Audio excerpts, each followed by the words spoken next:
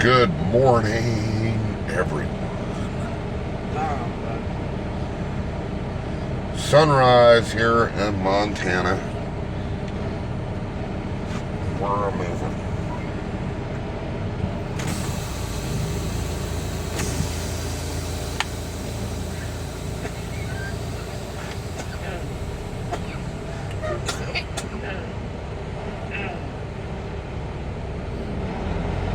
Our little spot for the night. No sleeping in vehicles. So guess what? I slept in my vehicle last night.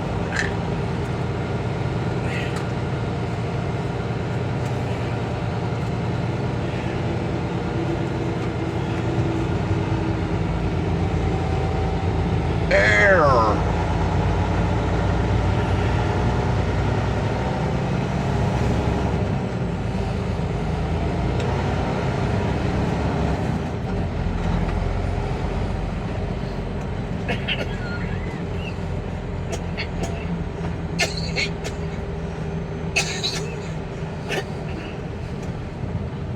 Very, very early. Not going to tell you how early though.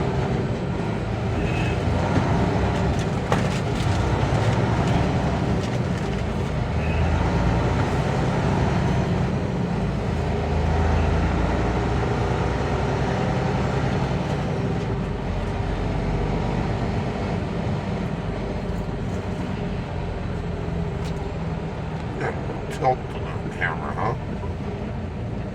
Now turn right.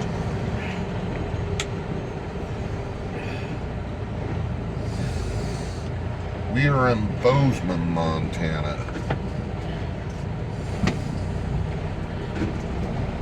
And the light changed. I wasn't paying attention.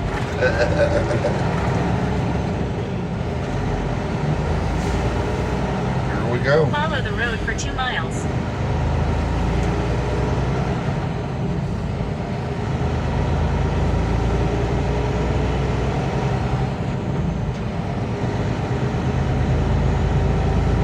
This is probably going to be the longest trucker vlog I've ever done.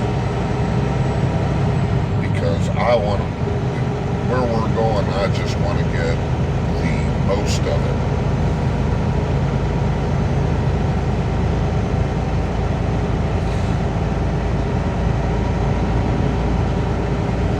This is beautiful country out here.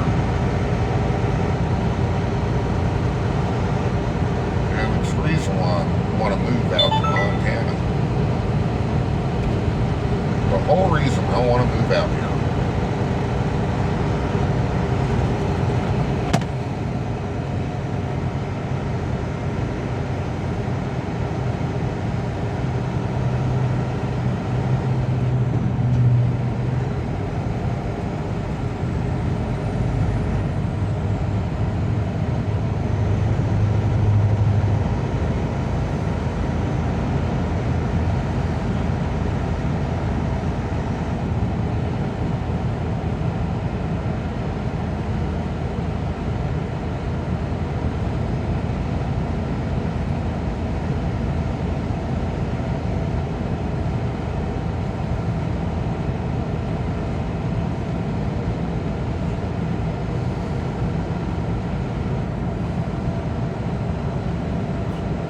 I could wake up to views like this every day. I'm not gonna lie to you. I could wake up to views like this every single day.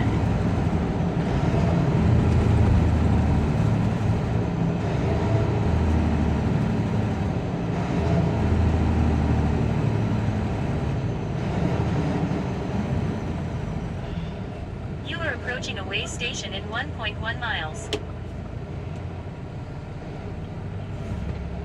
I think I need to get over. What about you?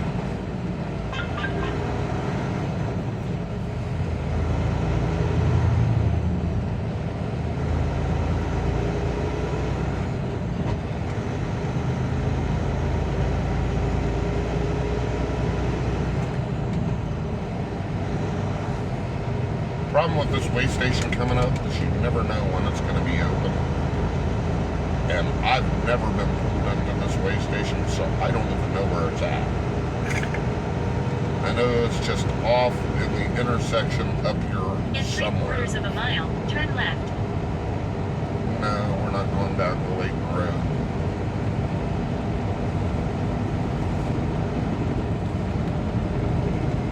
We're just going to stay here.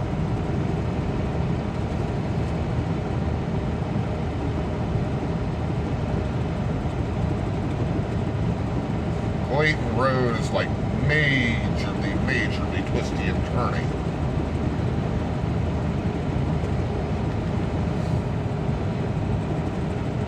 This road here has its twists and turns, but In 1/4 of a mile, I'm going to be turn left coming onto out Gallatin about Road. the same place where the Layton Road comes out.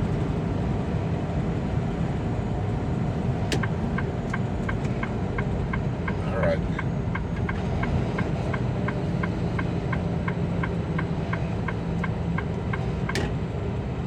Got a big old town pump here.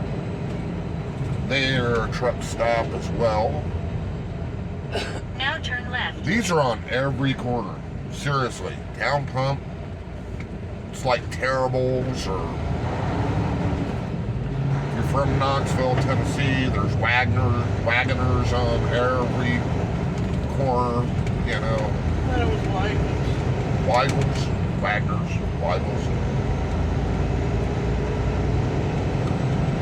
Follow the road for 29 miles. Ohio, there's a speedway on every corner.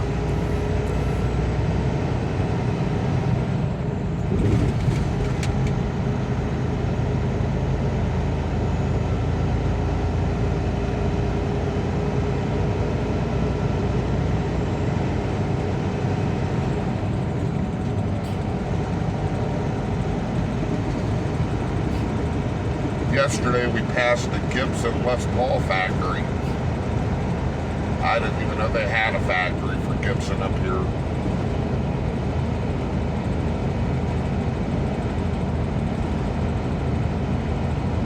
That is definitely some place that I would go just to see it.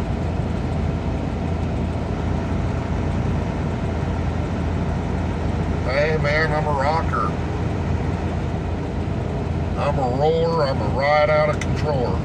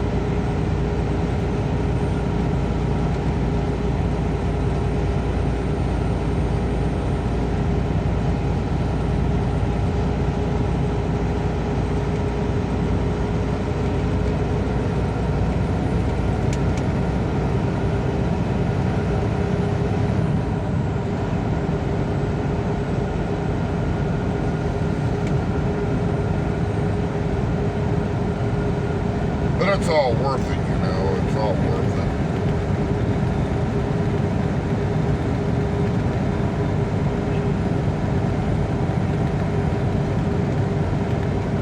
A lot of people don't find their niche in life. At least I found my niche in life. I'm a truck driver.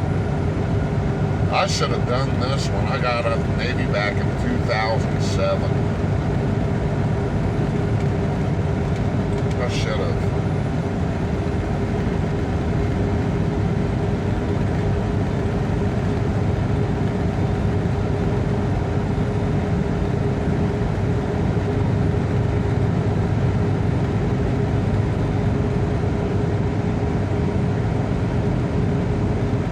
Shoulda, woulda, coulda, right? Let's see, what did I do after I got out of the Navy? I went to work for Walden Security in Knoxville, Tennessee. that was a decent job, but I'm one of those guys that anytime they called me up, I was going in. So didn't have a lot of personal time there. Then I worked at Richard L. Bean Juvenile Detention Center. Yeah, I'll take a pass on that. I won't do that again.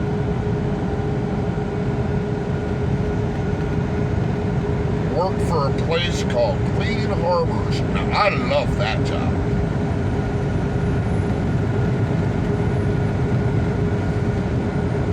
We went out and cleaned up chemical spills and climbed down into sludge pits and yeah, that was fun. That was fun.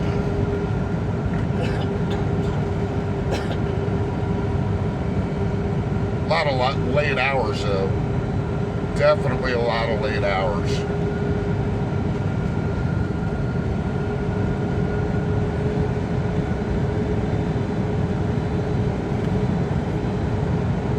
It's like driving a truck. It's a lot of late hours.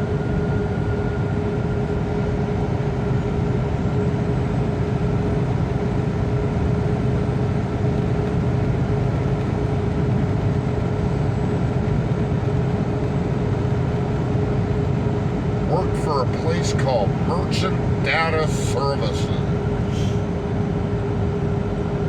They go in and they clean up grocery stores, inventory grocery stores, and close out grocery stores, mostly Kroger's. A lot of Kroger's. A lot of IGAs too, Independent Grocers Association. They still have a bunch of grocery stores in Ohio. I don't know anywhere else, but in Ohio they still have them.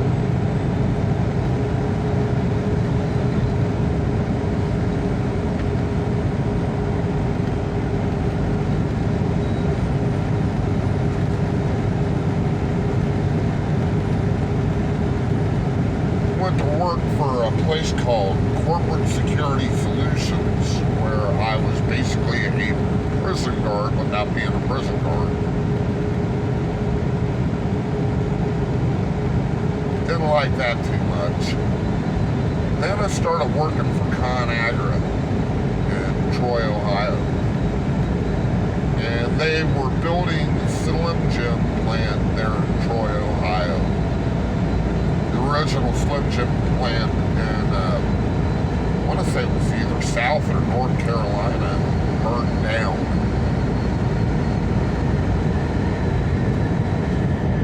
So Troy, Ohio got the contract and they built the factory, and I worked in the Slim Jim plant for a while. I won't eat Slim Jims. Okay, I've had Slim Jims since I've worked there, but I don't eat them very often. And no, I won't go into how they're made. Just in case any of you guys out there like Slim Jims.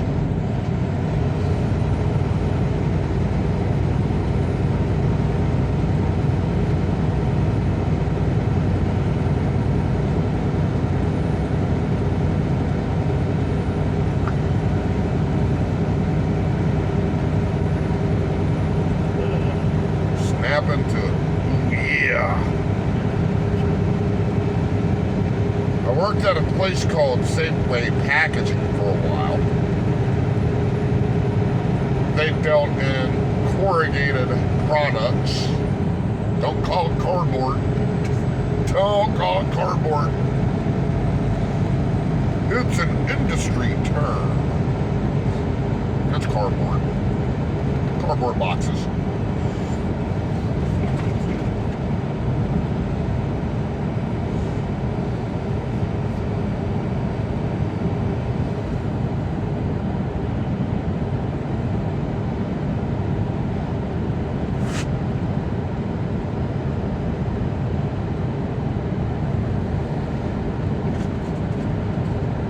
Walked dogs for a while. That was fun. out of all my work experiences right out of the Navy, that was my, I guess you could say, it was my favorite thing to do because you got to play with puppies all day. I love playing with puppies. All day long playing with dogs.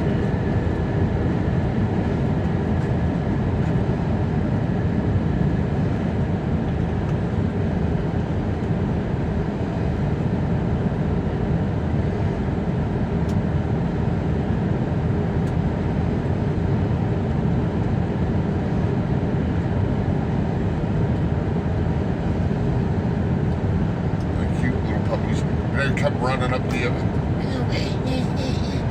Oh my God, I love puppy noises, you know.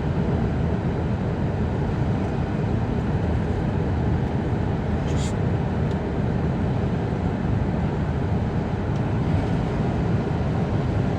it wasn't too bad because they'd sleep most of the time.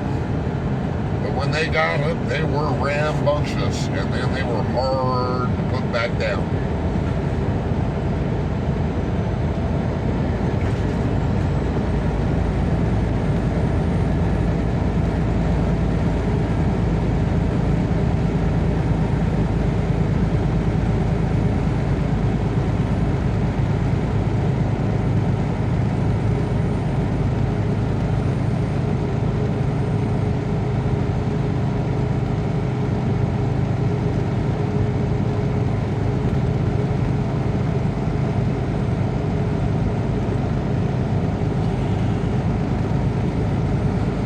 Worked for a place called Morgan Advanced Materials. That was the last job I held down before becoming a truck driver.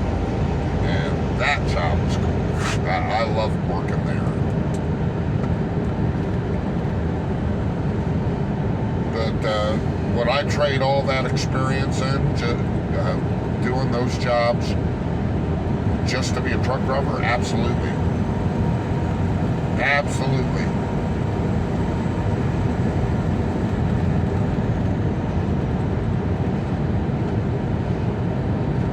We got our bosses, but they're not breathing down our necks. They're not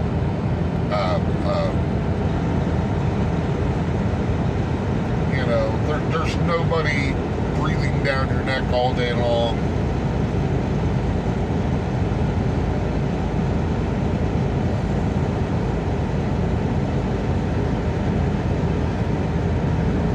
And you gotta really, really screw up before they say anything to you.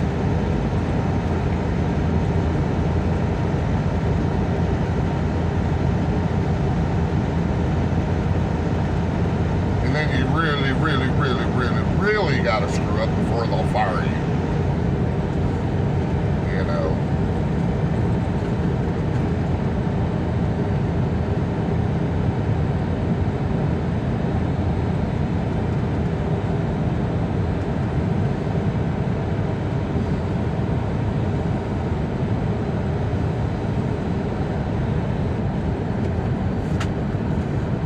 Of course, I work for the big corporation.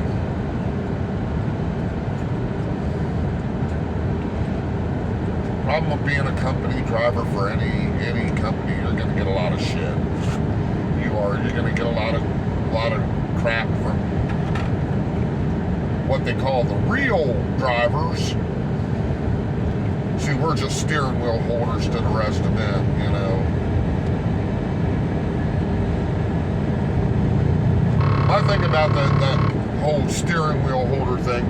You know, the same people that complain about us drivers driving for places like Swift and Sierra England. Problem with these old timer drivers. I remember when we didn't have power brakes, power steering. We didn't have heaters and air conditioners. Our air conditioners was our windows, and we had to drive in cold weather and da-da-da-da-da-da-da. Hey guys, you guys were the ones that asked for all of this.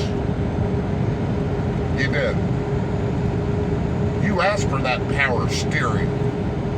those heated seats and the comfies of home.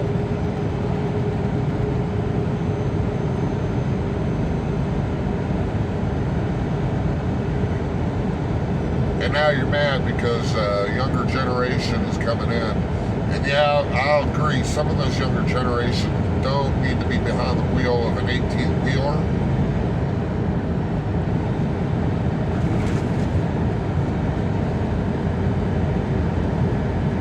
But y'all made it like this.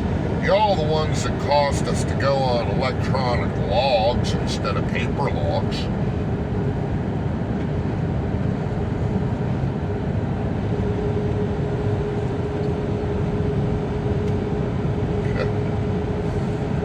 You don't have a right to complain about electronic logs. You people were keeping 2 log books, driving 20 hours a day, you know, most of the time causing accidents. You guys did that, not us. And anybody can be a bonehead. Anybody in the world can be a bonehead.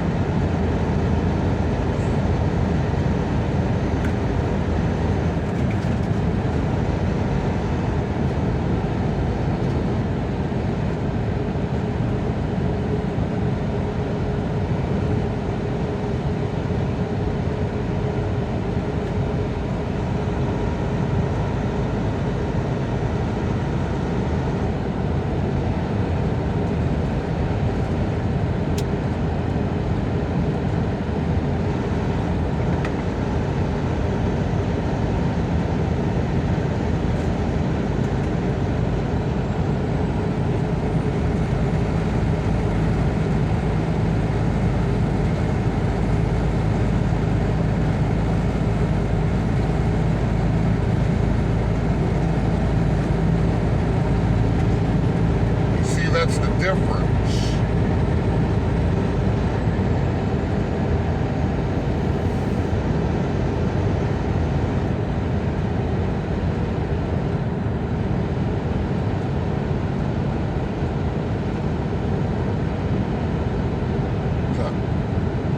Now look at that in the same way that I look at parents with music, you know. Parents with music. They hate what their kids listen to, and then their kids grow up and they hate what their kids listen to. Well, that's how I look at old-time truckers. That's how I look at the old-time truckers whenever they start talking their bullshit. It's like, oh man, you guys were the ones that wanted all this stuff. Now that you got it, now that these kids are coming into it, you can't stand it.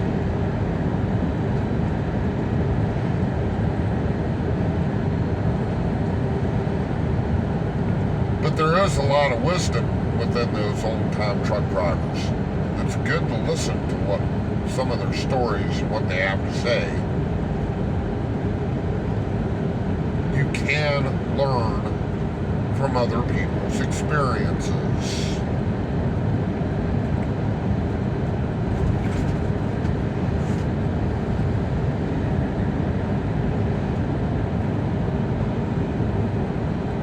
It's just whether or not you want to.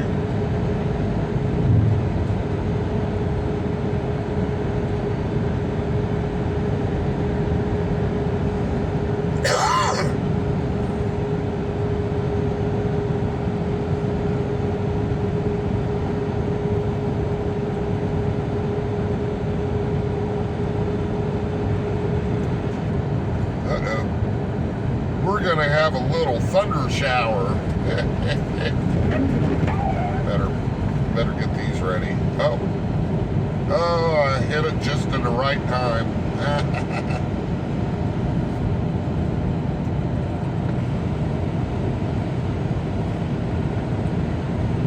We'll get a riverside here in a minute.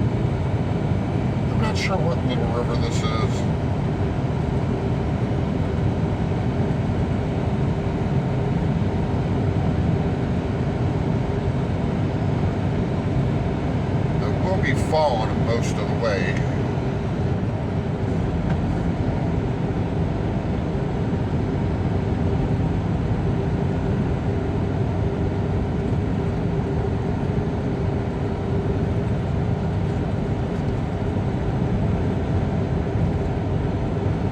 be following this a lot of the way, actually.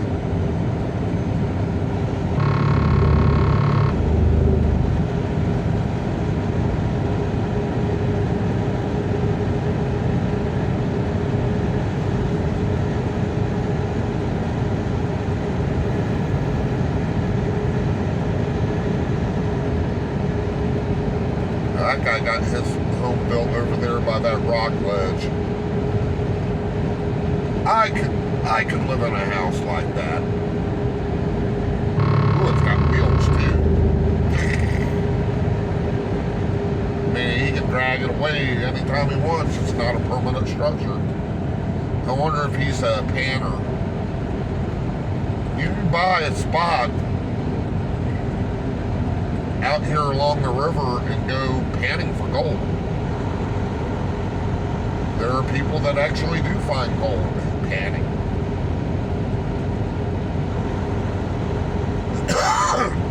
The claim to the land is actually really cheap.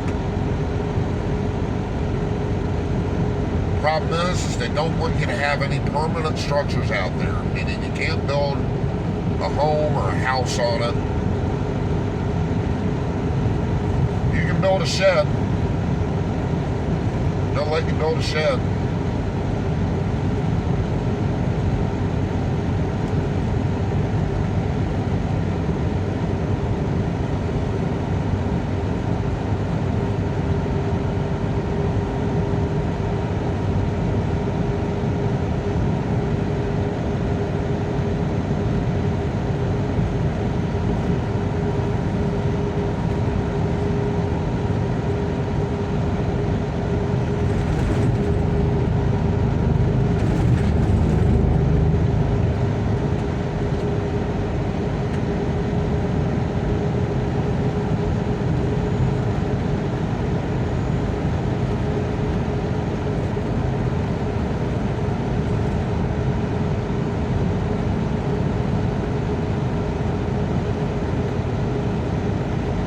I think a lot of people still do build some type of livable structure. People looking for places to live. People that build out here that haven't inherited their land through years and years and years, just living here. You got a lot of rich people coming in and they're buying up land, which has raised the property value significantly out in this area, out in this region. So if you wanted to move out here, you better have a good couple $1 million.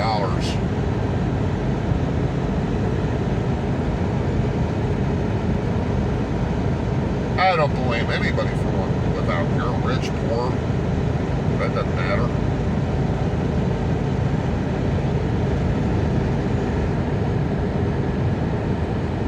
Don't blame anybody for wanting to live out here. This is beautiful country.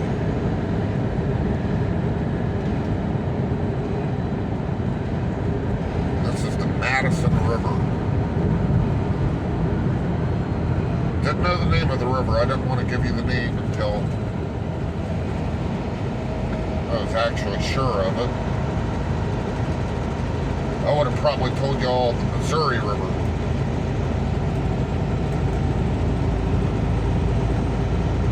Well, the Missouri River does run through Montana.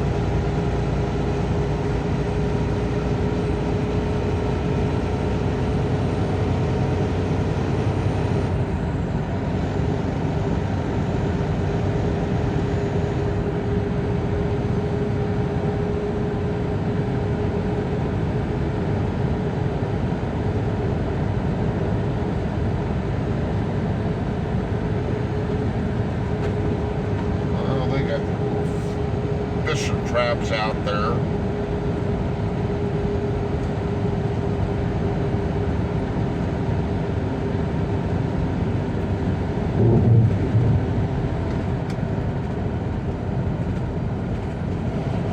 Got slowed way far down on this turn.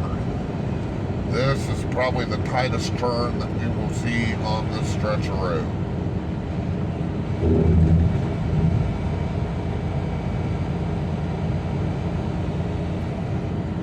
and it is tight.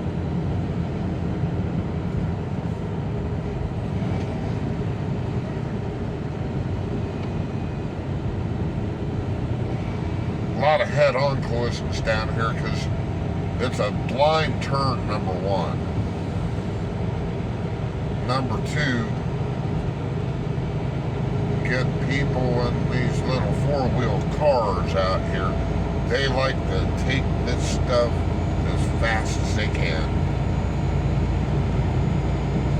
Coming around that blind corner and you're face to face with a semi, it's pretty well over for you.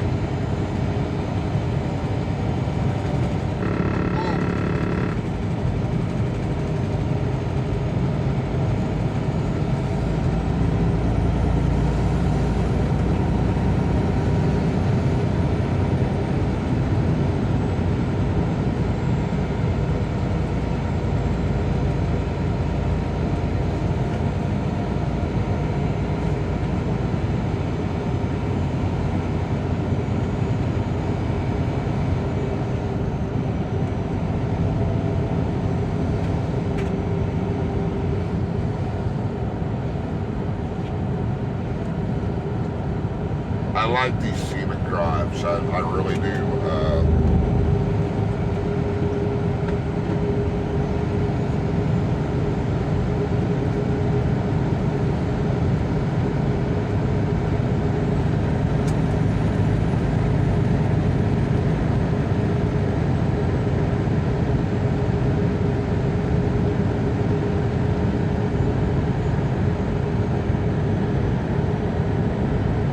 I don't blame anybody for wanting to live in an area like this. Every once in a while, you can see a house tucked up in a hill. Crevices, like right here on the left or on the right.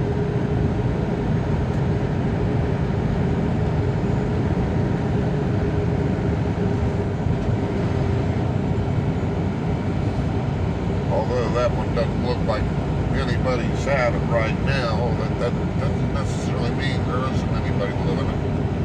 I mean, come on, it's 6:30 in the morning, folks. It's 6:30 in the morning.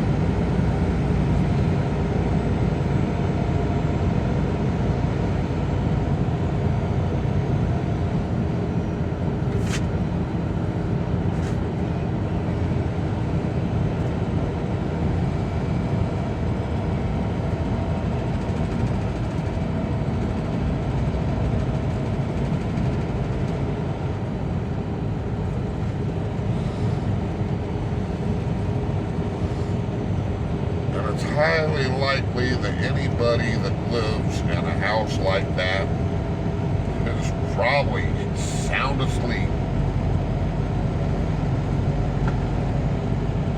Reason I'd like to live in an area like this, and don't get me wrong, the sun's great, the sun's awesome, but I like how shady it is. It keep your house nice and cool during the long summer months.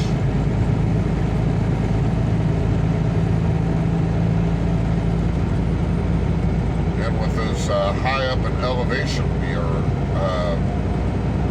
it's only 53 right now. 53 total degrees right now.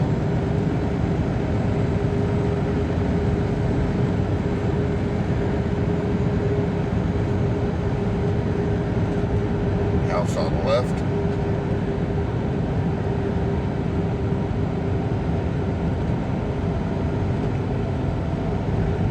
That's the only thing that you could would probably have to worry about is getting snowed in here.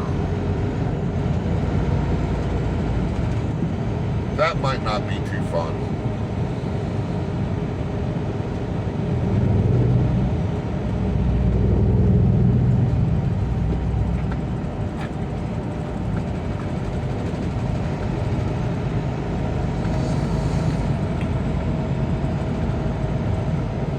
Then again, if you had a nice big cold deep freezer, because it's not going to stay snowed in for very long, They'll get the road crews out here eventually. You had a nice big deep freezer filled with food.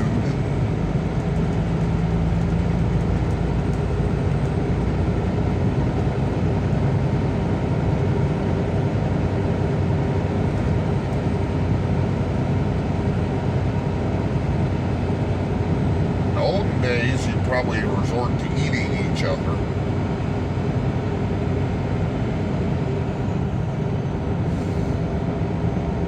Just kidding. We're not talking about the Donner Pass.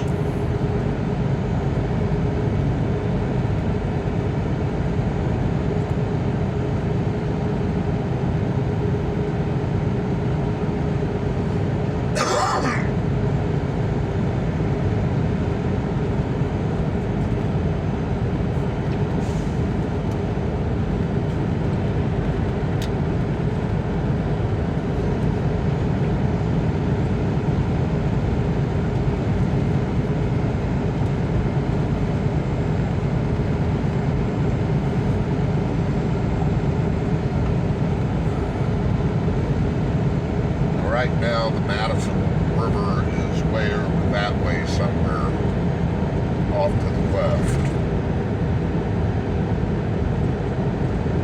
We will be meeting up with the Madison River again in a little bit.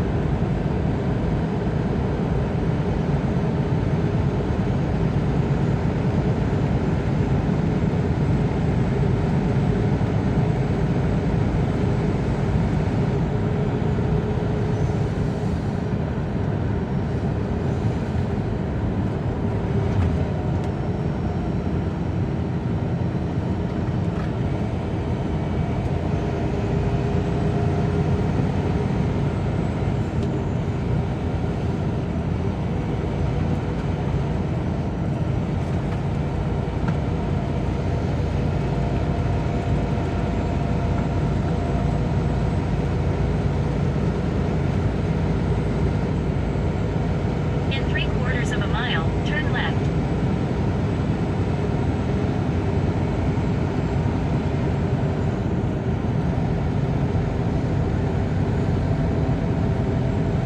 Pretty soon we'll be going through one of my favorite little towns here in Montana.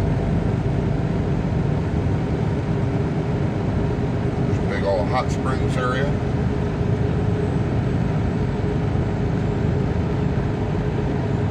See a lot of people.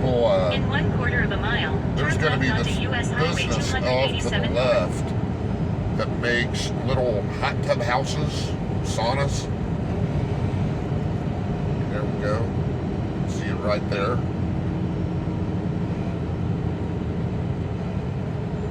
See a lot of that out here.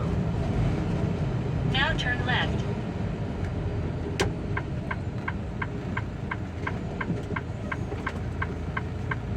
Guess you could call it a garden house.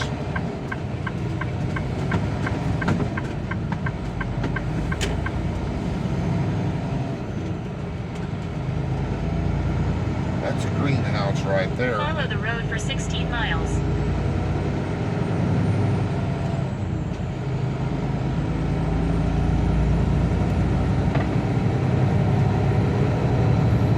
Here we go on up again. Oh, marijuana. Right there, dispensary. Looks like an old school or something.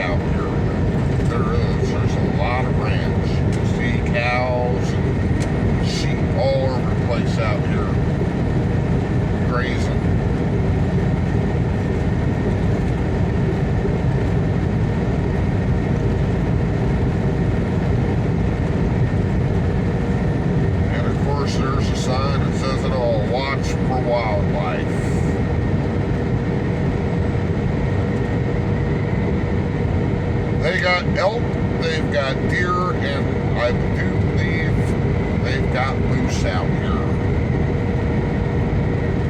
And I'm not talking about friendly little bullwinkle moose and a flying squirrel.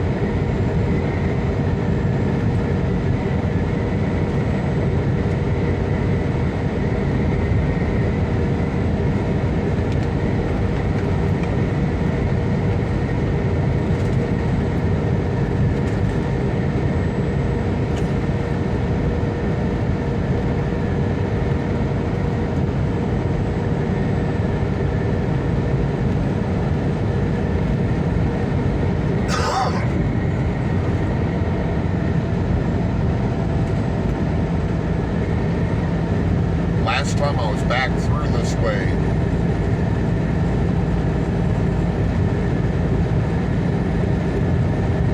we were about here and it just started snowing. We were past the chain up area and it started snowing.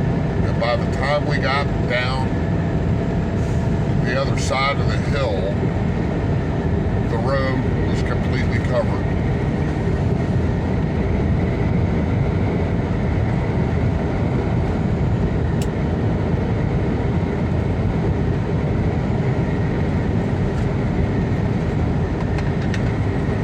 You got what you call your super truckers. They think that they're okay in conditions like that.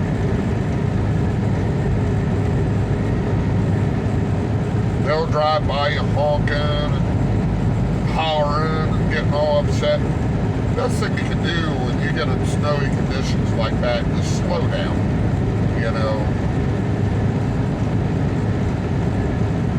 just slow down.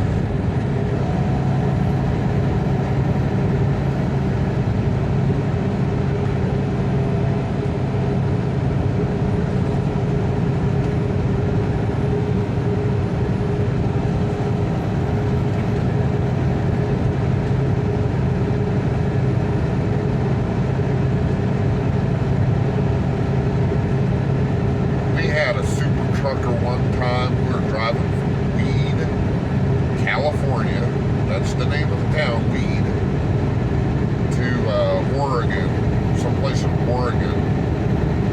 We were on that route out there, and it just started dumping snow right and left, no place to pull off out there. And this guy pulls past us. He had to have been doing every bit of 65 miles per hour. We were doing 40. Roads weren't that bad yet. We were down to 40 miles per hour though.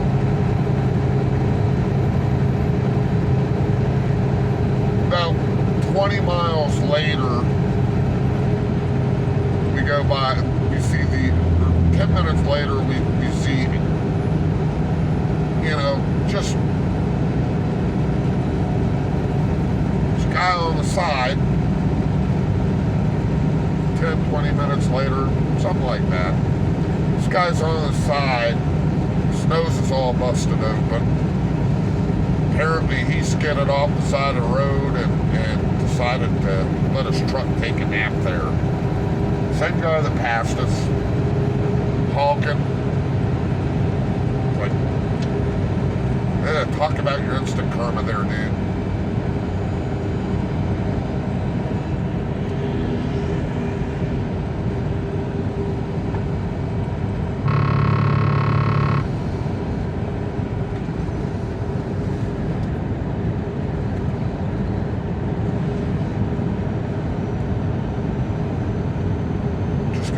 Coast.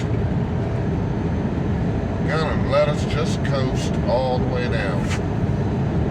Hit the brakes when I need to. Like right here, I probably should in a little bit. This is what they call stab braking. Just pressing it enough to give us a little slowdown.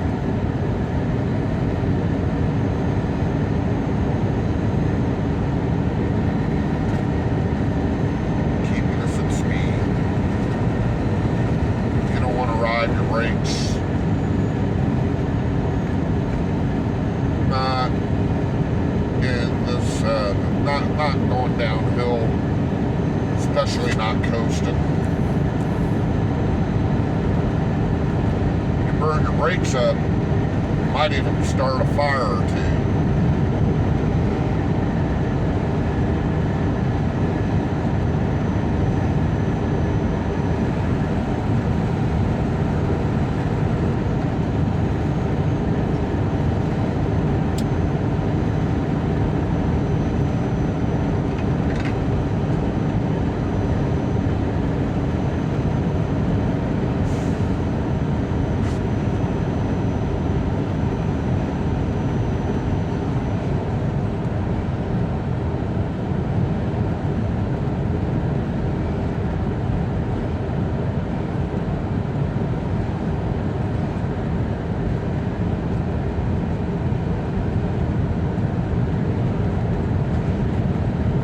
Are on the outskirts of the Yellowstone National Park. In fact, the mountain range off to our left, and you know, you cross up over into that, you're in Yellowstone.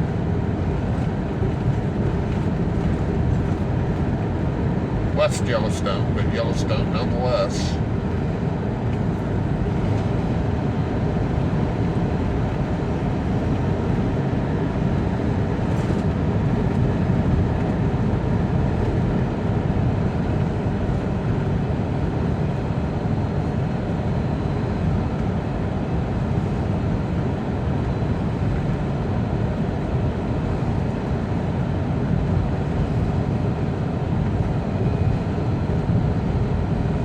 That moose crossing sign.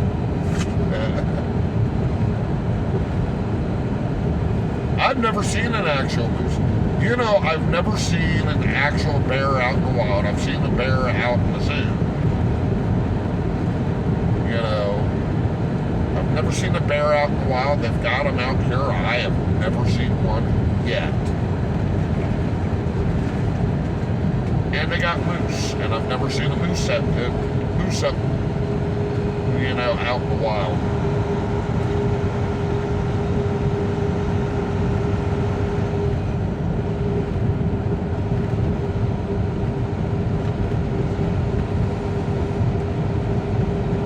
But they got them here.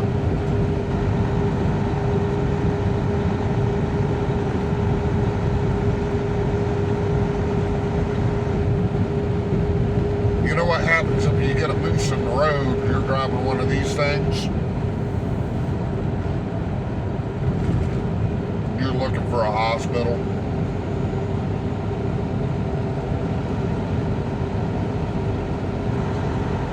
Best thing you can do if you run across a moose in the middle of the road is nothing.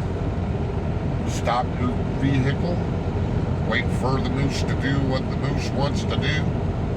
Don't honk your horn at it, because that might take it as a challenge.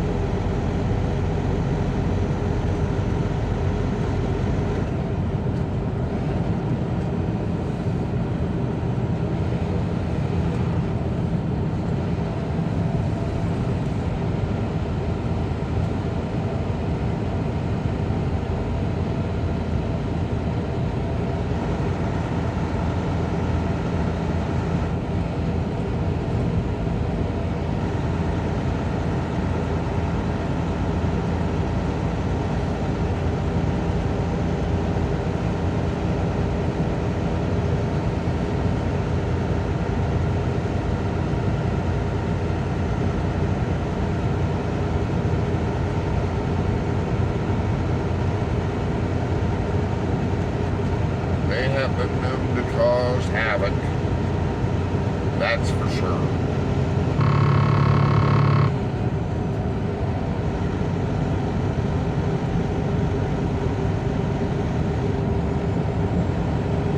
Regular deer crossing. Nope, that's elk.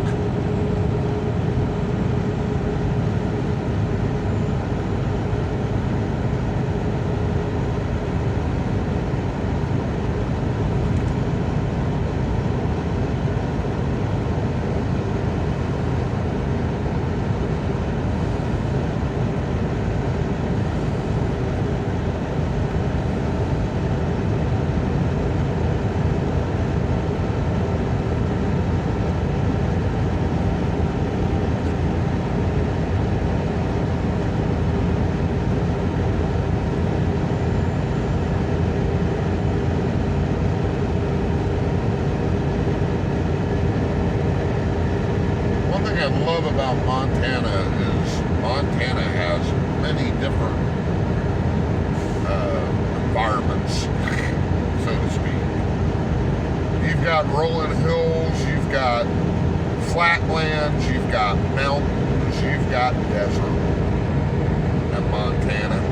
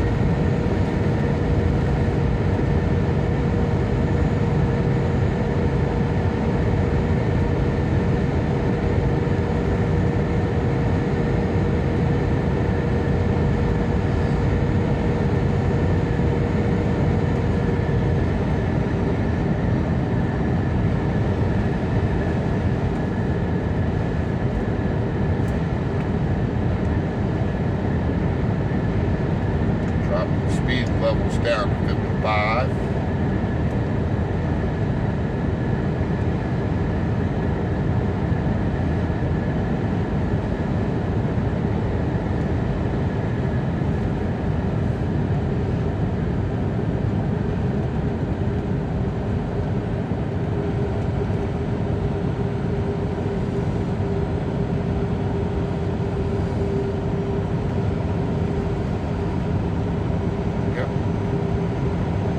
Up on the little town of Enos.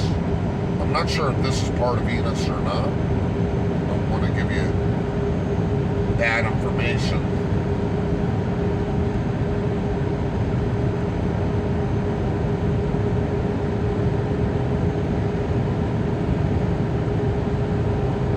That would be too good.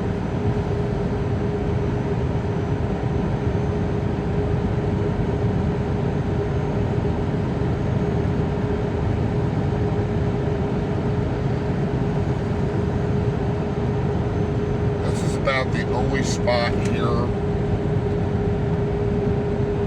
where a truck can pull off for a minute or two. But you better get here quick, because that kind of gets filled up.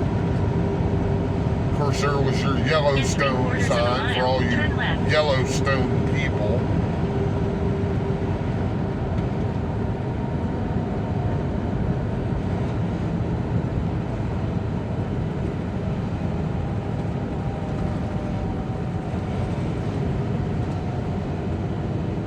Town of Enos, just tucked away here in between two big mountain ranges.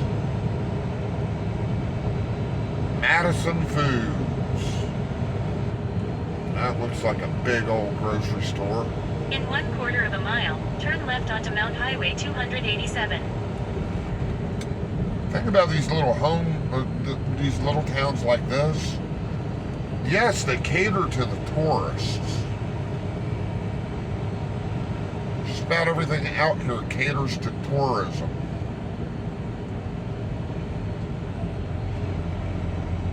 But it really wouldn't be a little bad really wouldn't be a bad little town to live in. It really wouldn't. Be a little bit of an expensive town to live in.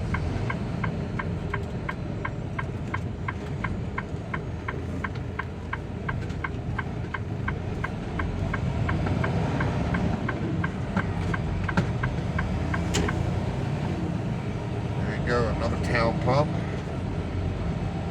Follow the road for 40 miles. Now you're getting into a little downtown area.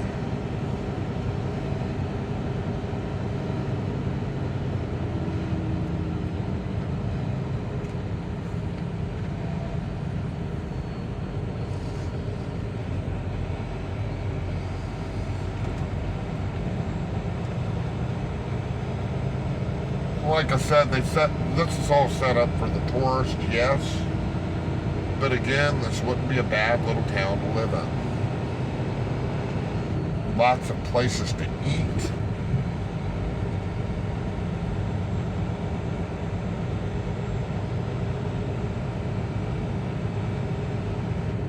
Itty bitty bank.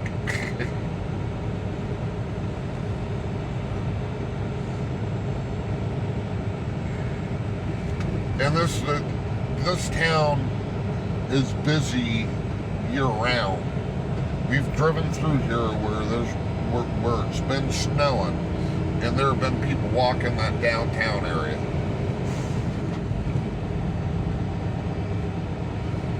You know.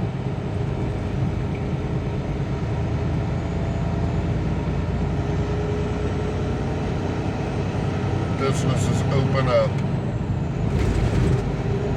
Here we go, crossing the Madison River again. Told you we'd come back to it. Told you we'd come back to it. Bump it up to 35 miles per hour now. Now that we're officially out of town.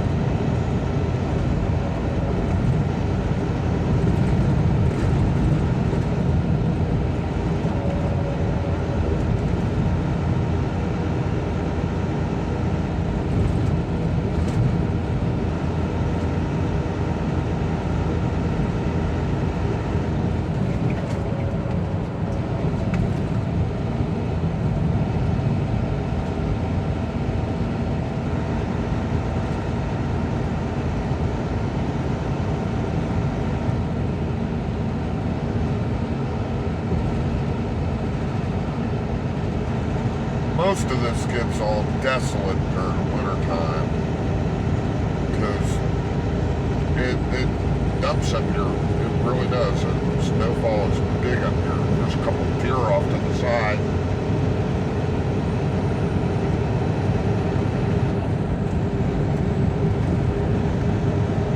And it makes it almost inhospitable.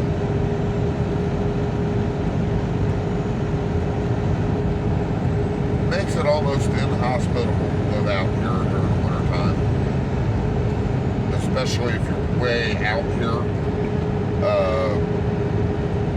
There's not a lot of places to go get groceries, and the further out you go, the less there is. Just little tourist spots.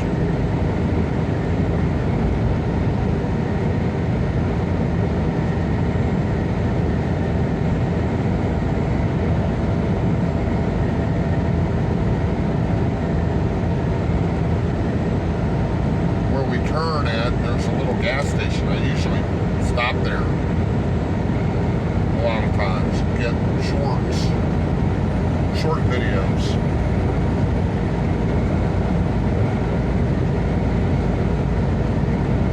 But it was closed all winter.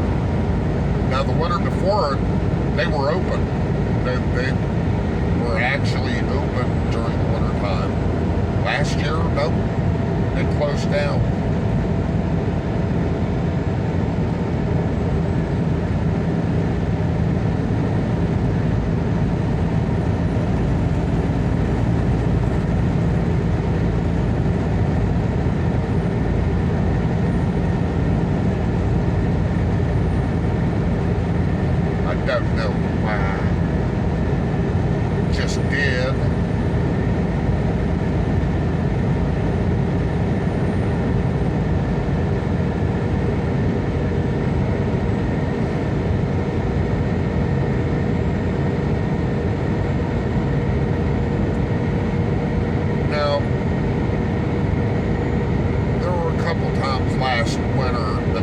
roads shut down because of snow, and it was driving this very same route.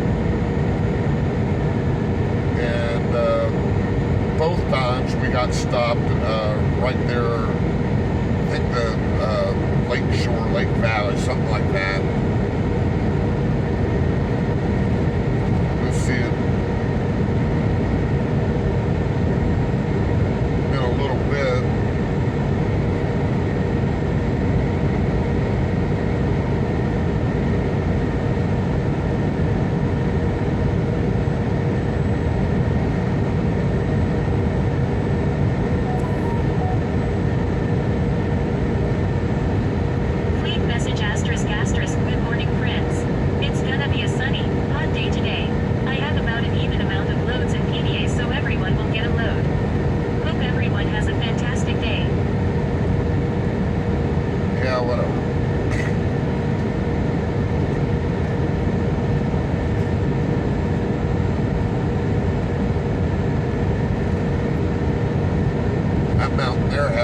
Snow cap still. Snow, middle of summer.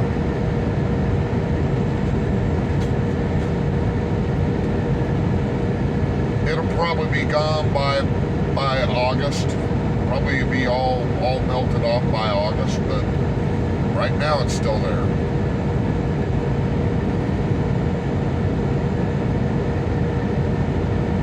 Right now it's still up on the mountains.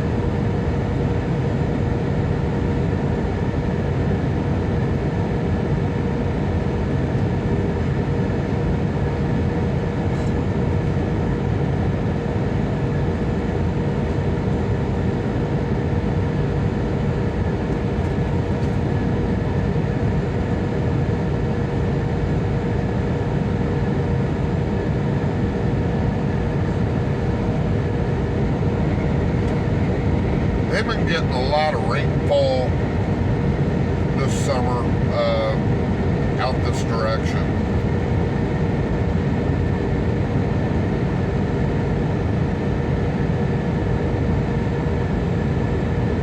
That's a good thing.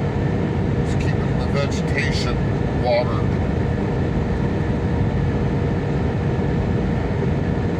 But there are areas out here that barely saw any snow last summer, or last winter. They didn't see any snow last summer. I wonder why. They didn't see any snow last winter. Just, if it did snow, it wasn't around long enough to do anything. We didn't have a really rainy spring.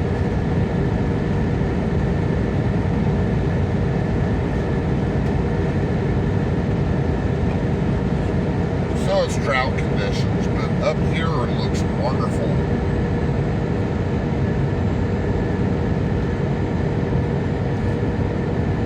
Up here it looks just wonderful. Look at how green and lush everything is.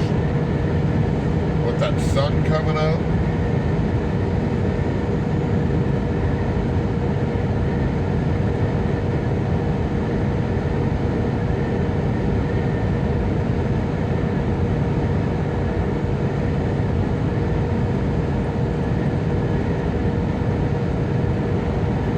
Farmland, like I said, a lot of ranch land.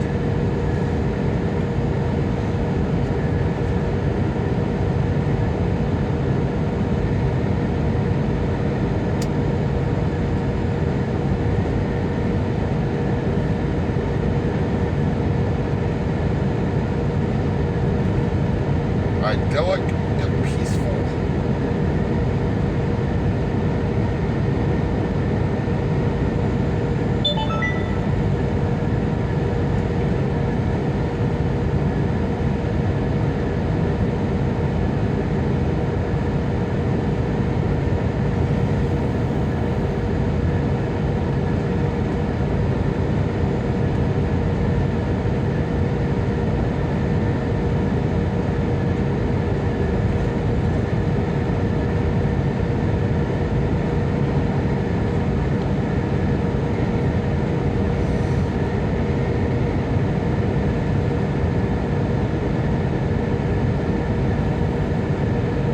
Now, would I live out someplace like this? Absolutely.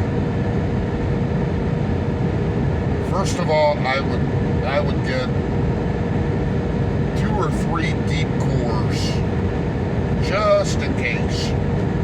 Just in case. You know, you don't want to run out of food out here. You'll have plenty of water if it snows.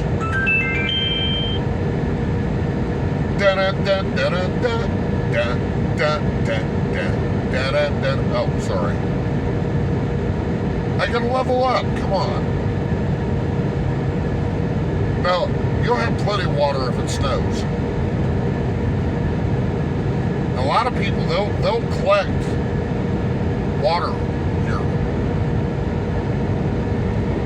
They won't hook up into a well. They won't hook up into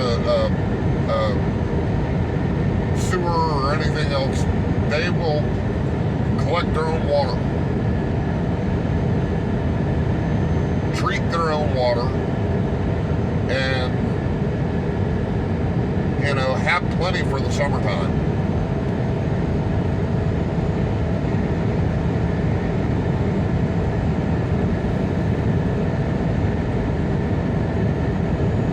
Off the grid. That's it. That's how I want to build my house. I want to build my house off the grid.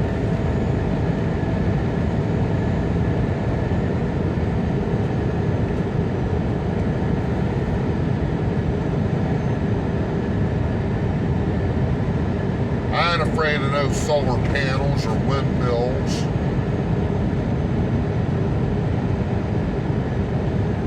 Heck, if it saves you money, it saves you money.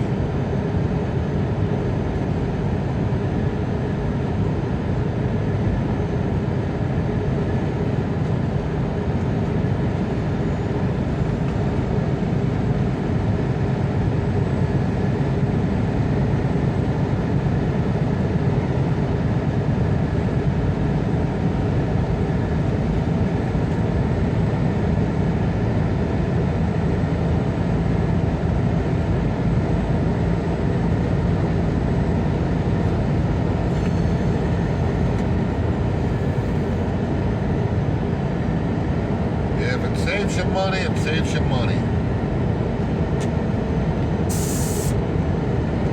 I can live just fine out in a place like this.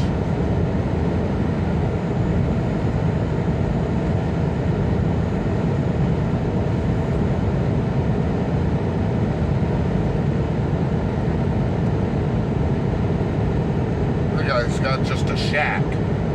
Just a shack.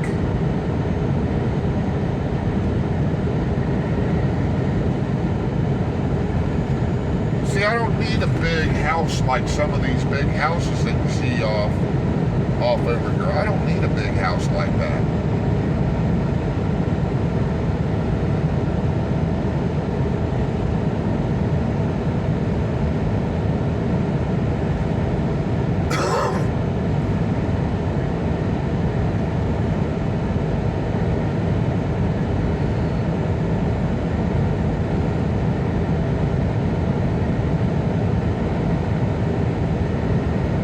Give me 5 acres, 10 acres of land. Ideally, I'd want 10, but 5 acres would work.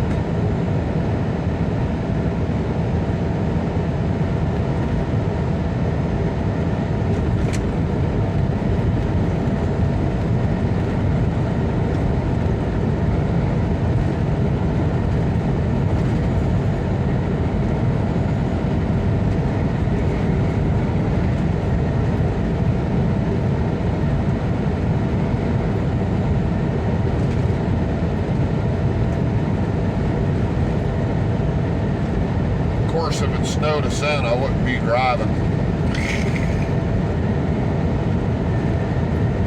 So I'd have to have something to make money with. Pay the bills, so to speak.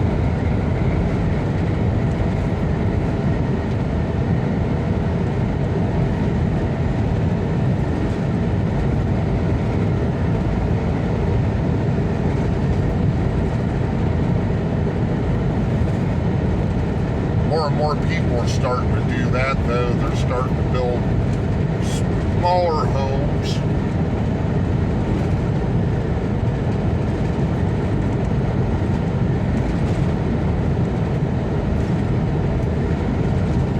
Quite a few of these houses have solar panels on them, it looks like.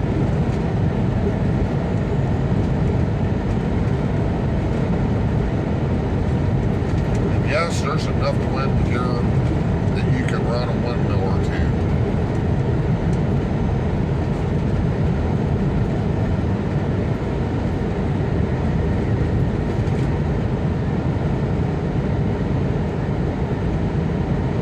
There's nothing wrong with that. I don't think it's wrong anyway. I think it's progress.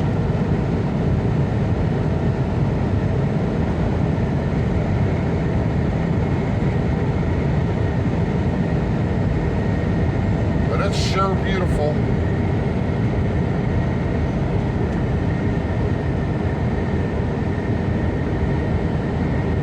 It sure is beautiful.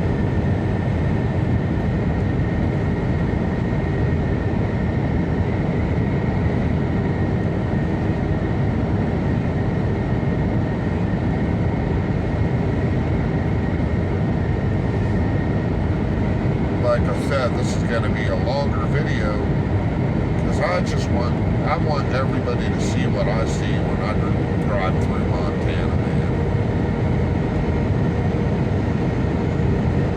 Why I like this area.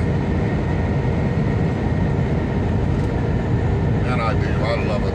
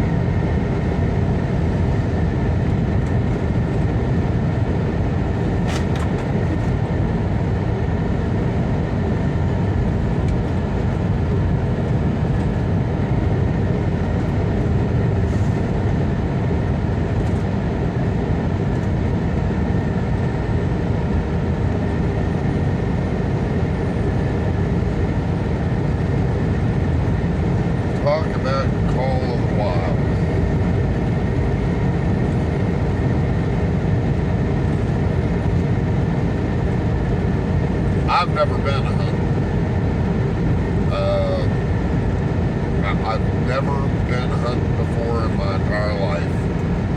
I've been fishing quite a bit. No, I won't tell you my fishing joke. But I've been fishing quite a bit, but I've never been actually hunting.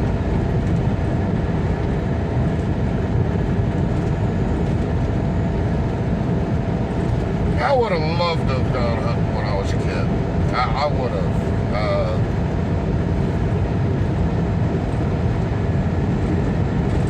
My problem is I wouldn't be able to shoot the deer. I wouldn't be able to shoot the game I was after. I'd get there and I'd see it and I'd be like,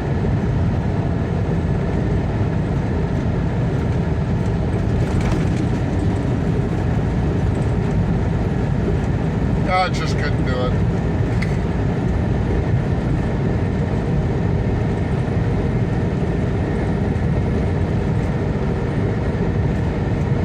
That's why I'd make a terrible farmer.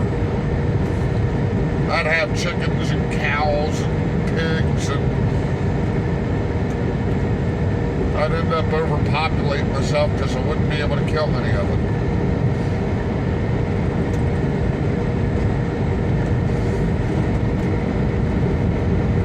I'm sure if it came down to survival, I could, but I'm not a vegetarian. I enjoy eating it.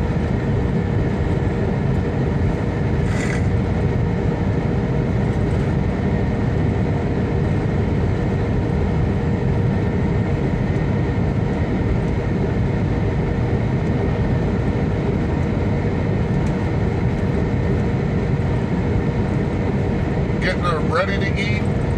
No, I wouldn't know what I was doing. I'd probably end up poisoning the meat. Then I'd poison me and Nancy and the dog. And then we'd be food.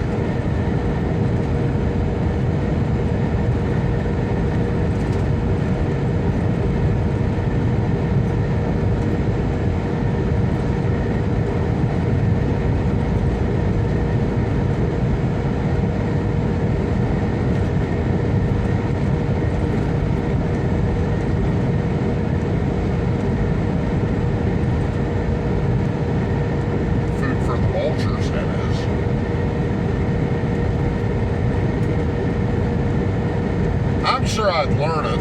I'm sure that I'd learn it, but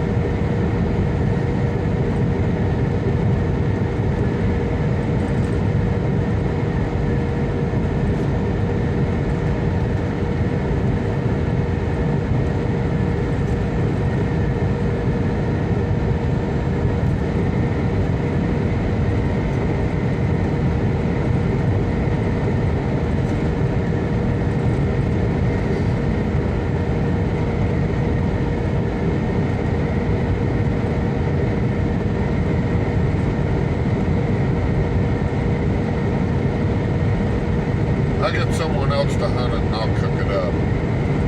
I ain't a bad cook. I ain't a bad cook. I ain't the best cook either, so don't sit there. You can survive on my cooking, but don't think that I'm some sort of master chef, because I'm not.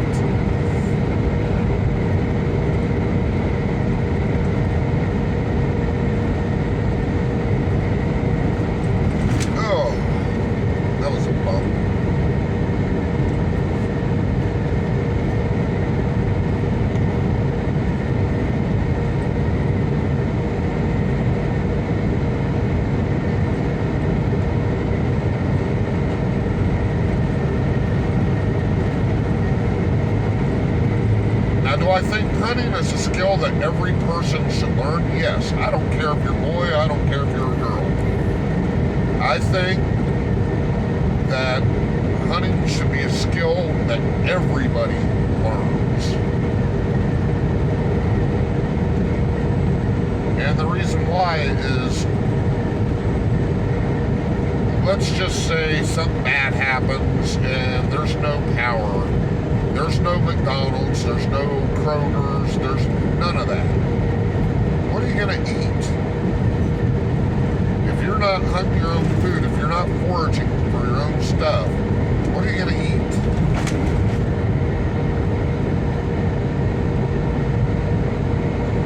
See, Mom and Paul with that little ranch over there, they're going to be high and dry. Because they probably got chickens, they probably got cows, they probably got enough that they can survive on and trade with. What are you gonna eat? You don't have a farm, you don't have a ranch. You could eat your next door neighbor, but then you'd be living in Truckee, California.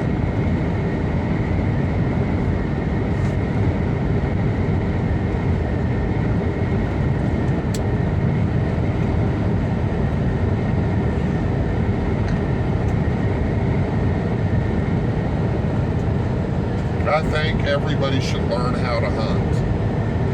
Now, am I requiring everybody to learn how to hunt? No, I'm not requiring everybody to learn how to hunt. I'm just saying everybody should be taught how to hunt. Basic survival.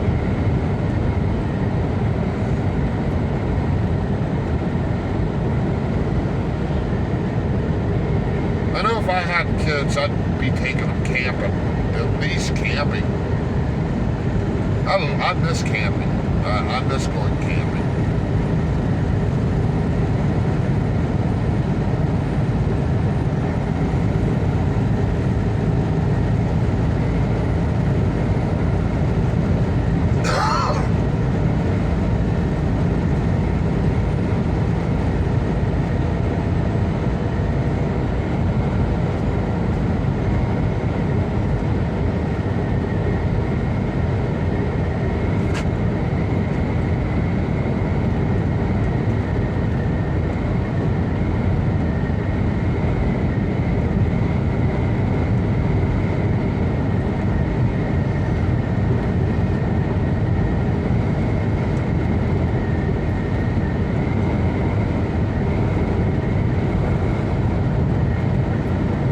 They got that survivalist show. It's called Naked and Alone. They drop two strangers out with nothing on but their birthday suits in the middle of nowhere, and these people have to learn how to survive. They don't have anything on them. No shoes, no clothes, and they have to learn how to survive. They have to adapt to the environment that they're out. And it's a great premise to a show, except most of those people are professional survivalists anyway, and you can take them anywhere and drop them off naked and alone, and they're going to make it through pretty dang easy. Imagine taking somebody that's never been camping and dropping them off naked and alone. Not professionals, not anything like that.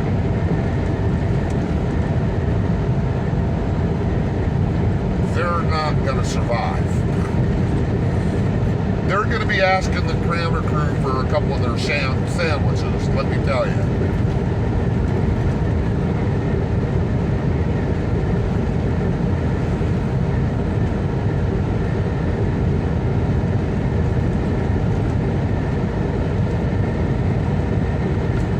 I think a year of bushcraft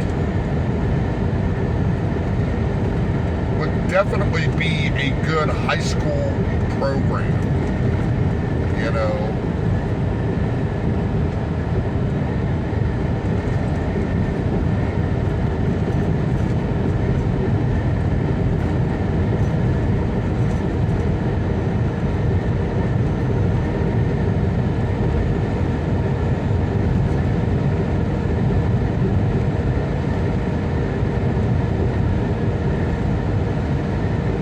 Definitely be something worth looking into as far as I'm concerned, because you know,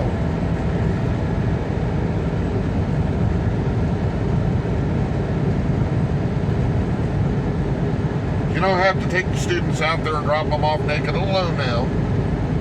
We're not talking about that. But, you know, taking a group of students out and teaching them this, you know, how to survive in a place like this.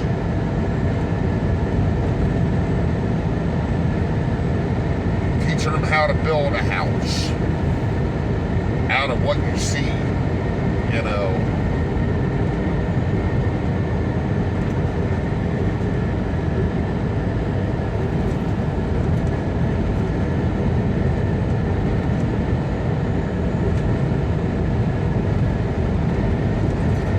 No cell phones, no computers.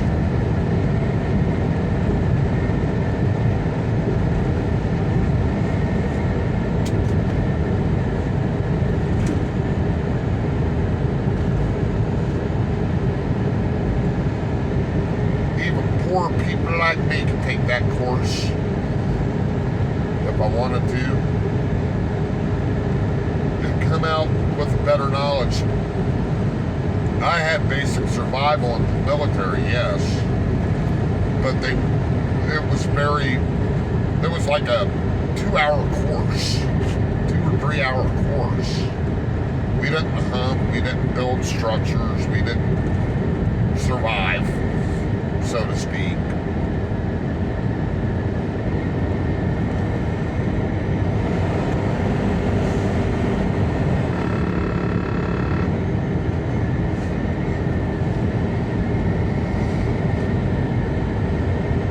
It's like, how do you cross this?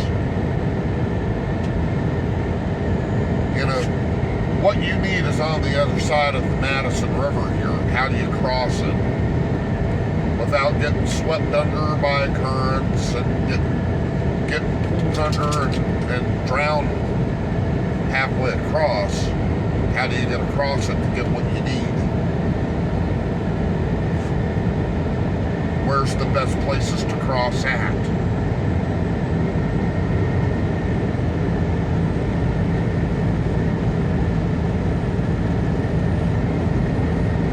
That water's very cold, let me tell you.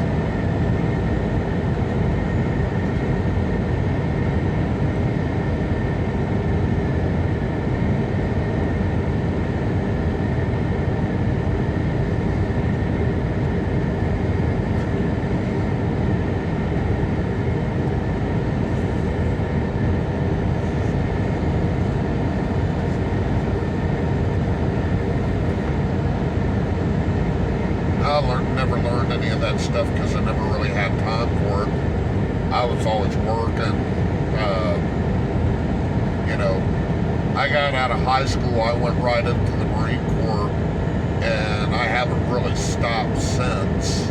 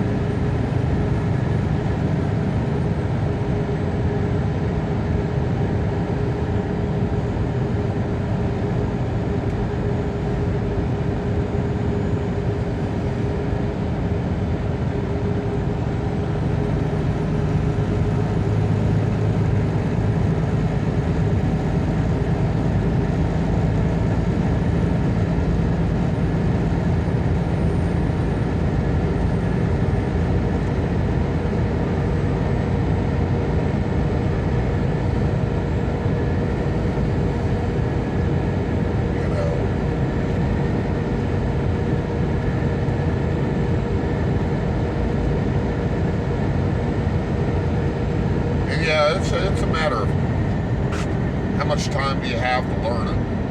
You know, there never seems to be enough time in the day to get done what I need to get done, let alone go out and learn bushcraft. I love watching the YouTube videos though. Those bushcraft people, they come up with some pretty nifty ideas.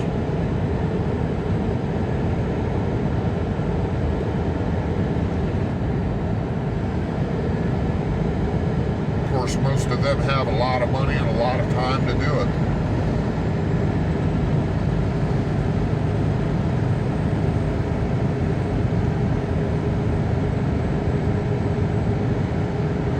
Some of them even take their power tools out there with them to do all the bushcraft stuff that they're doing.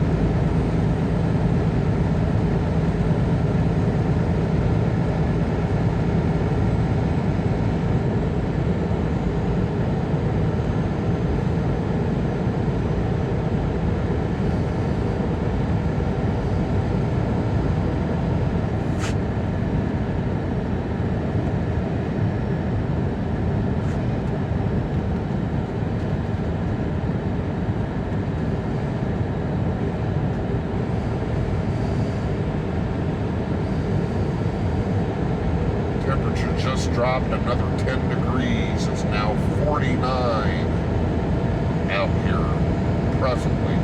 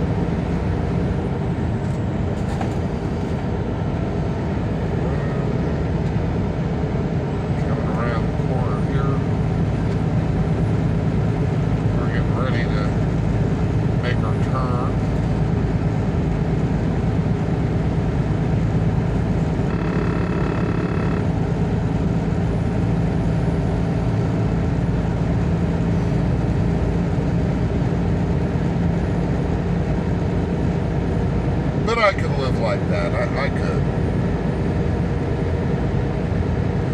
And as long as we had internet,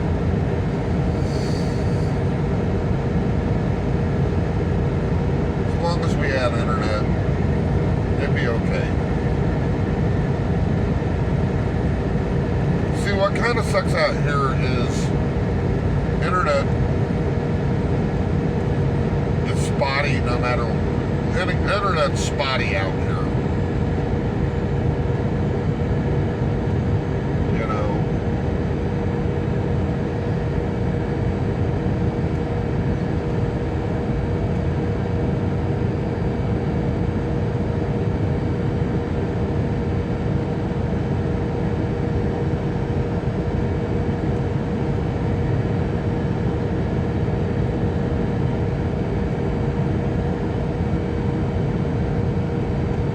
It's very spotty out here. Now I could live without the internet. I'm sure I could. But Nancy, she's got to have her internet.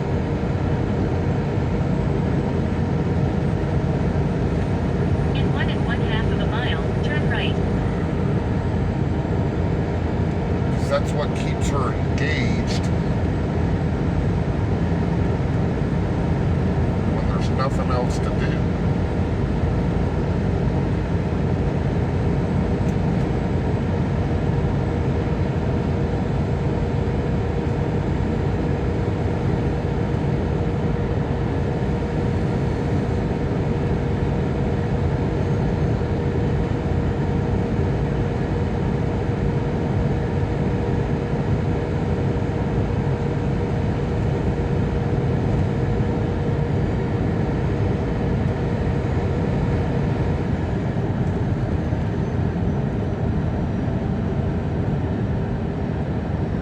half of a mile, turn right onto Mount Highway 87 North.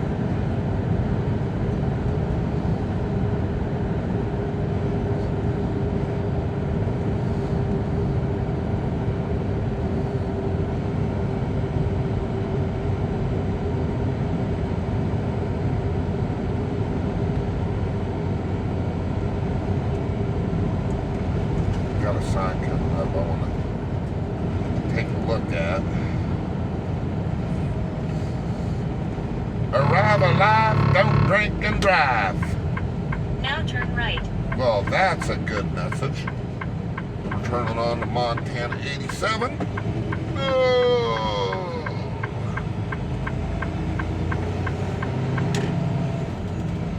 Follow the road for 18 miles. I told you this is going to be a long video. I don't think anybody will make it halfway through just to hear this part of it, you know? I don't.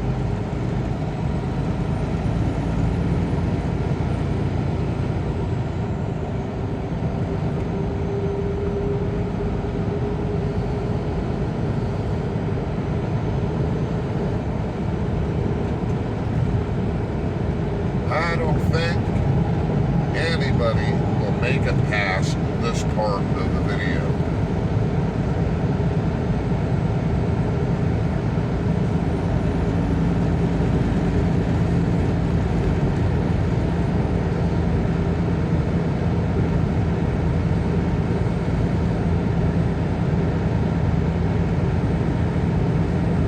And I have been doing a lot of talking. You know, been more talkative the last bit of this video than the first part of it.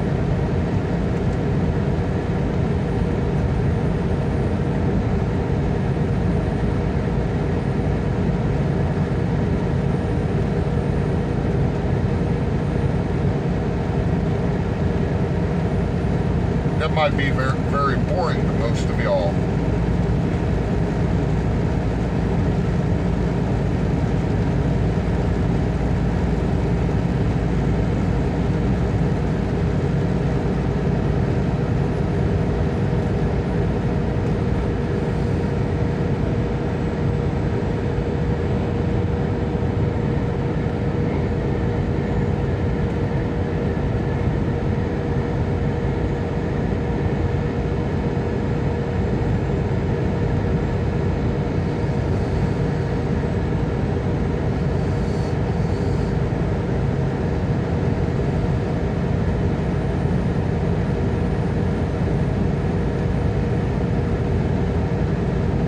But it's been a fun ride, let me tell you.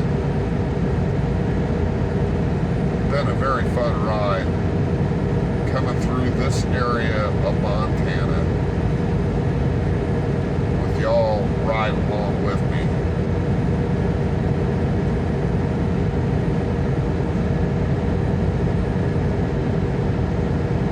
I'm hoping that you enjoy the scenery.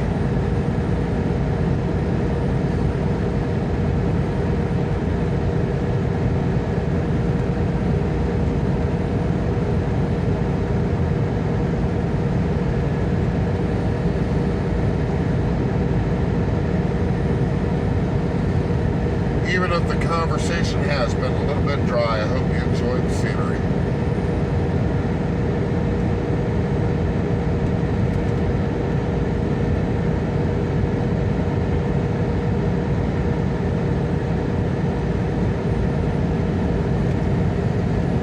What do you think? Would you come out and live in a place like this? You build a home out here? I most definitely would.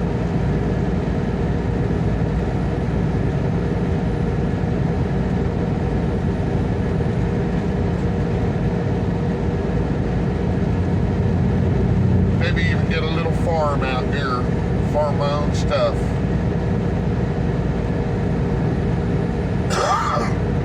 Not hunt, not kill it, of course. I'd have to get someone else to do that, but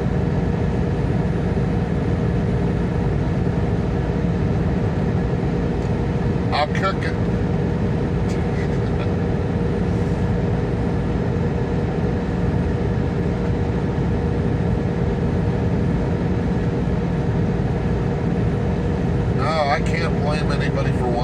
like this, and I can't blame anybody for wanting to move out here.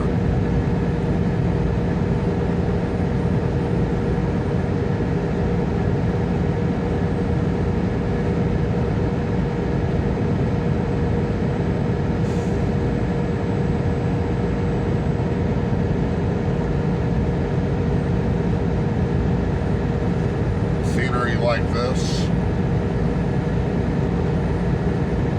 it's all worth it.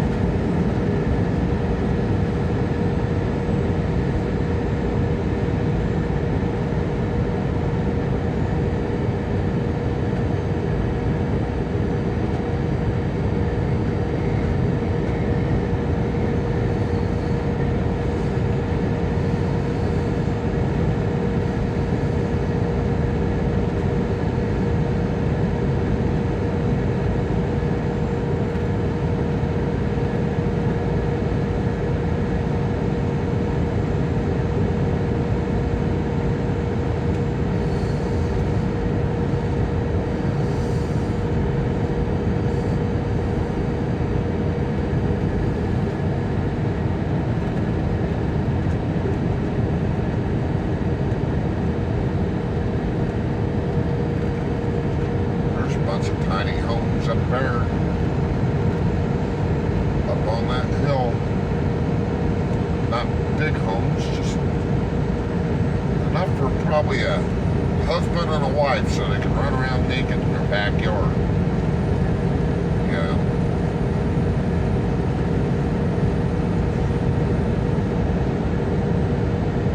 Probably enough room for a kitchen, a couch.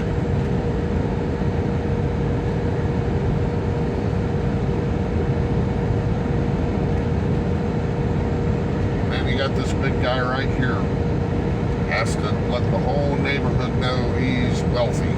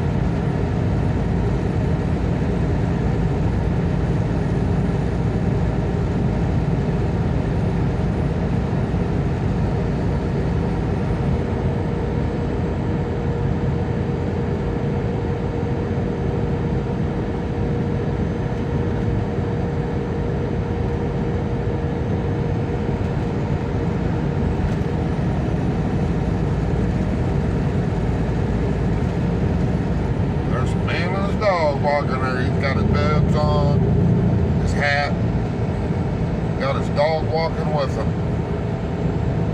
That's what I'm talking about.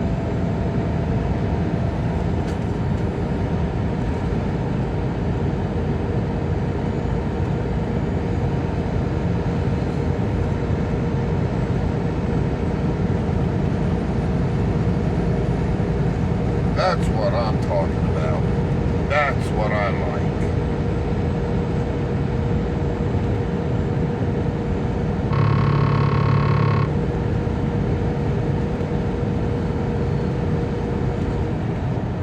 Welcome to Idaho. We won't be staying very long.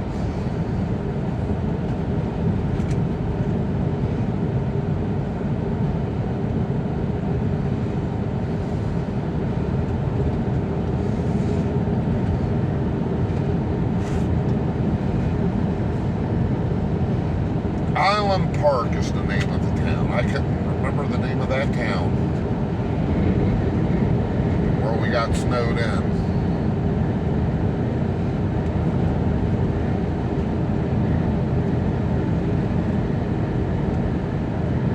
Oops. Something got hit there.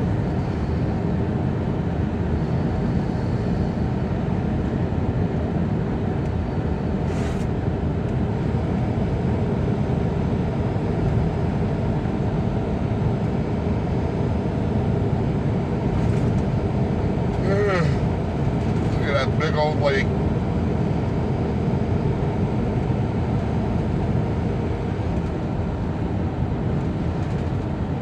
the Madison River runs into. And I do believe it runs back out of.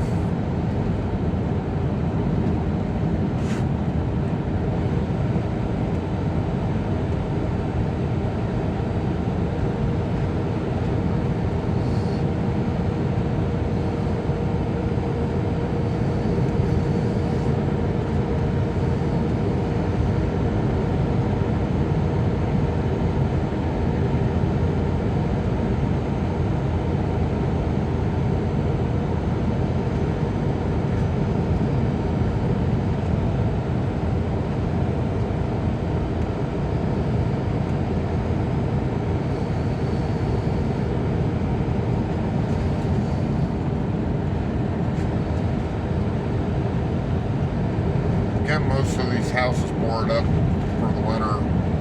They leave for the winter time. They come back, mid to late spring, and they're at it again. They spend the spring out here, spring to autumn out here, and then they go away.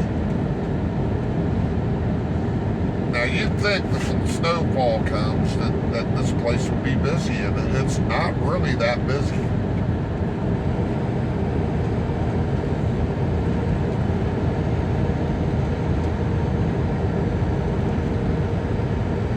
Not comparatively speaking, anyway.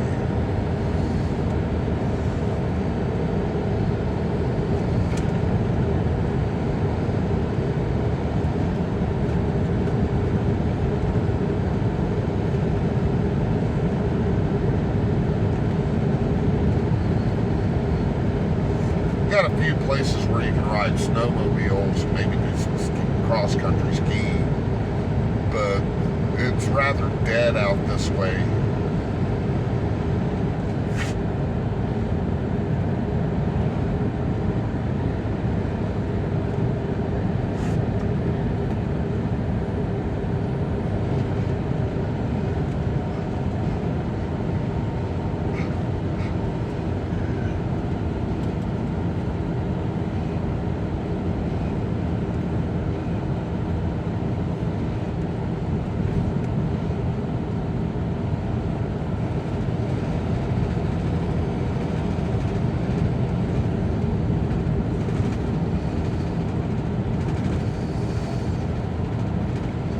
When we got snowed in at Island Park, they said that properties are, the apartment that we looked at, that I looked at, was going for, about $2,500 a month. Nobody living there. But the developers out there in Island Park have pushed the prices up so high that nobody can really afford to live there, and they're not attracting the people that they want. They're not getting the people in there that they want. So Island Park, a lot of their stuff has become kind of run down and beaten up, and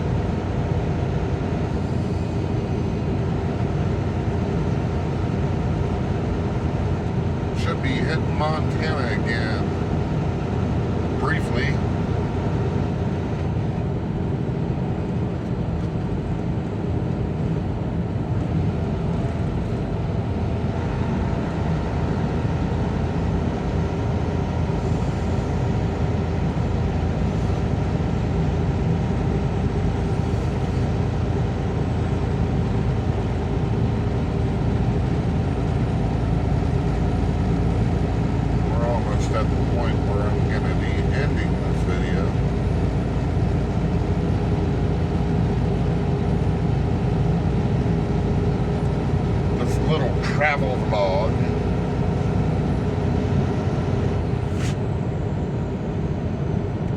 And yeah, it's a little bit longer than most of them. This is 2 hours. This will be a 2-hour video.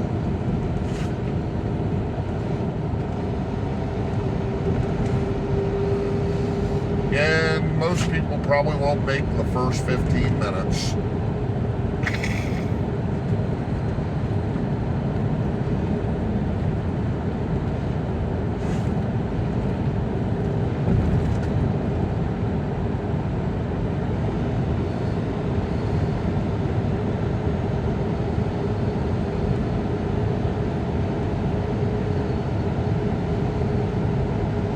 Where did the sun go? It's nighttime. Oh, no, it's not.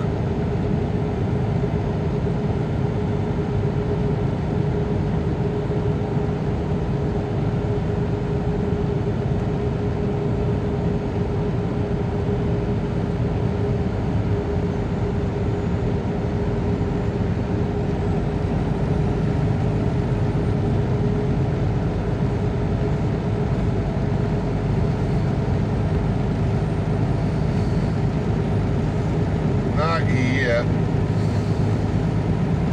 but almost In time. 1.5 of a mile, turn right.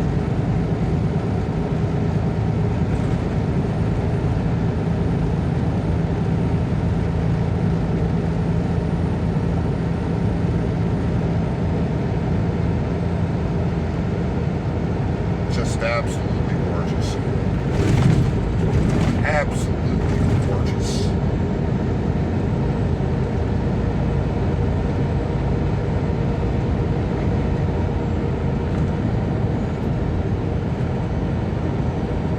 You ever want to go anywhere?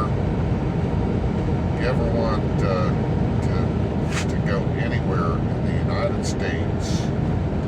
You guys got to come out to Montana. You guys absolutely have to come out to Montana. It's so In 1/2 beautiful of a here, mile, so turn right wonderful onto here, Idaho Medal of Honor Highway.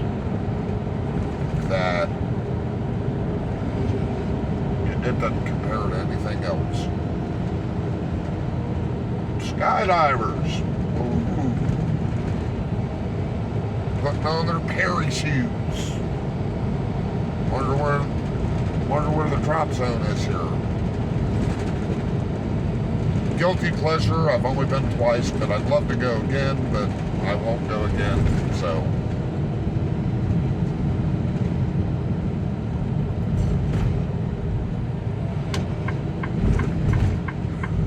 Now turn right.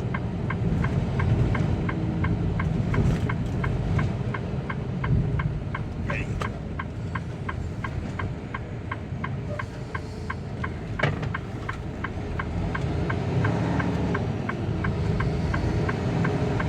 Follow the road for 53 miles. So what we're gonna do is we are gonna pull off up here real quick. And I'm gonna go ahead and end my video real quick. And glad I could take you on this journey.